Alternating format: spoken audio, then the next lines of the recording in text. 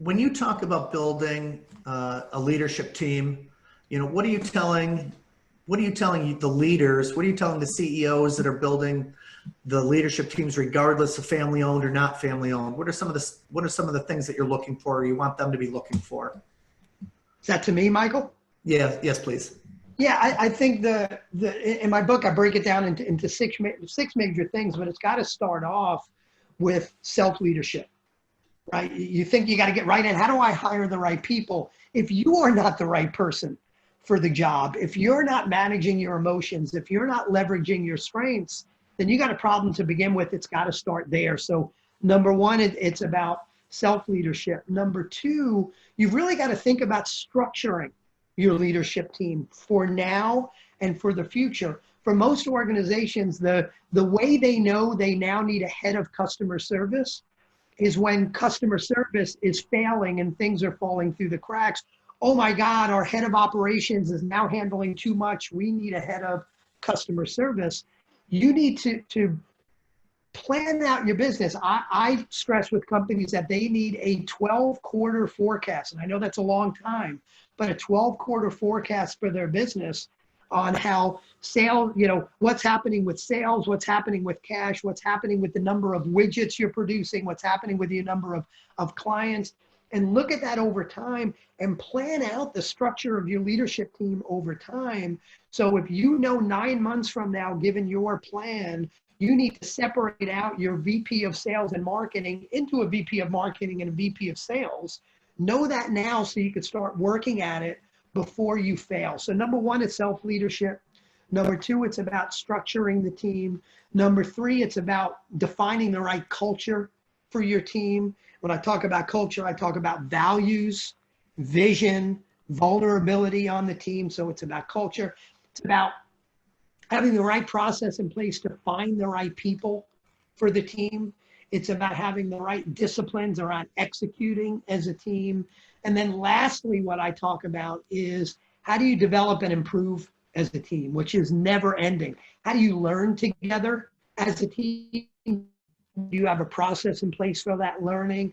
And how do you assess the team quarterly? And this is where the problem with Uncle Joe, poor Uncle Joe, I keep picking on him.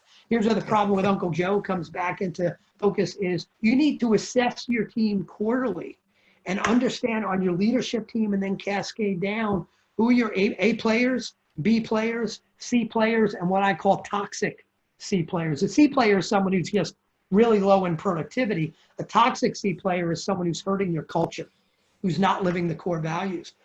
You've got to do that quarterly and be willing to make the hard decisions around dealing with your C players and toxic C players. And frankly, I believe to have a great company and a great leadership team, you can't even have B players on your leadership team.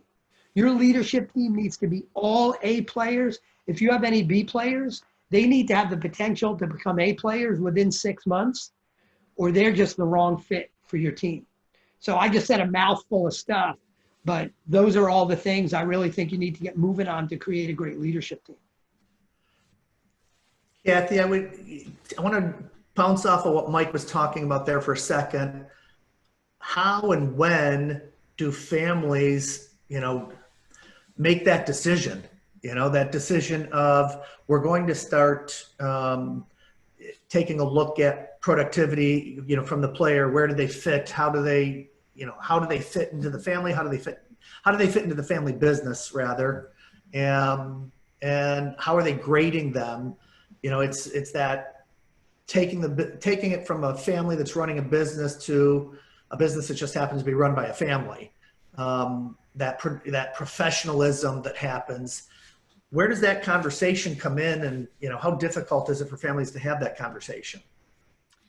Well, I have done some research on this. I actually am in the middle of writing a book myself, and one of the research questions that I asked was related to accountability in terms of performance. And there were, of the, I think, 75 family and business leaders that I interviewed, I think there were maybe 3 or 4 that actually had formal performance reviews for family members.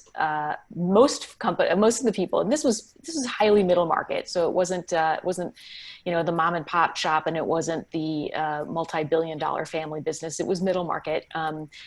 Most of the companies didn't even have disciplined performance reviews for their non-family, but if they did, only a small fraction actually included family. So it's not a common practice, and it's no wonder why, right? These are really hard conversations to have with family members because the rules of the game are different. You don't have permission as a family member to criticize a sibling or a cousin. It's just not part of the family rules. But as a business leader, that's what's expected. So again, you've got this clash of rules that are in play in how you communicate. The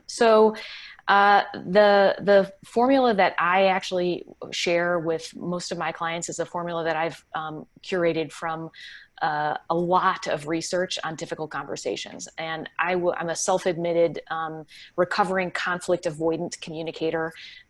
Fortunately, I'm recovering because now I'm actually quite comfortable engaging in constructive conflict, and all the work that I did in order to build that skill is something that I am grateful for, because now I can share it with clients. And most of the content that I read and the people that I worked with walked me through some 8 to 10 step process, and that was way more than I could remember. So I narrowed it down to 5, and I call it Play Fair, PFAIR. One of my clients said, "You just call it Play Fair," and I was like, "Well, that's a great idea." So I call it Play Fair, but it's really PFAIR.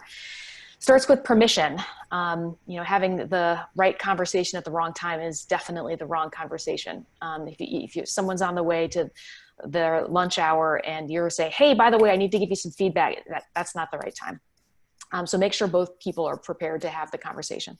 Next step is facts. Just state the facts. No interpretation of the facts, no assessment of the facts, just the facts as anyone would describe them.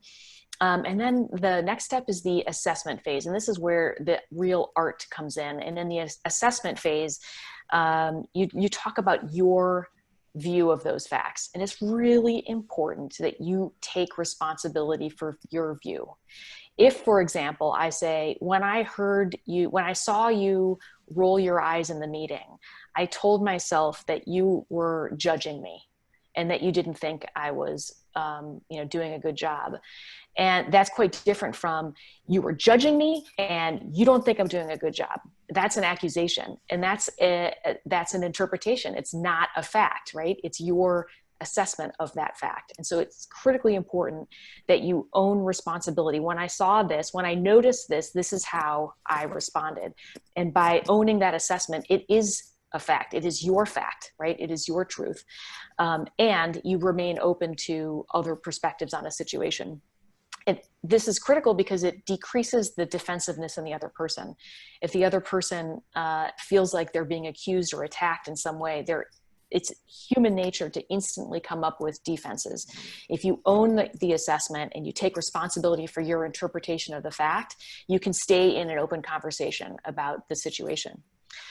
Step 4 is importance. I for importance. What makes this important? And not just important to you, but important to the family, important to the business, important to the other person.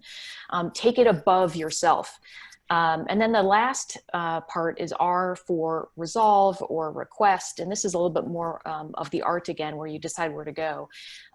Usually for a first time difficult conversation, I might start with, like, I'm not sure where to go with this, but I'd like to resolve it. So I thought I'd bring it to your attention and see how you experience this situation. And then at that point, shut your mouth, open your ears, open your eyes, and just listen.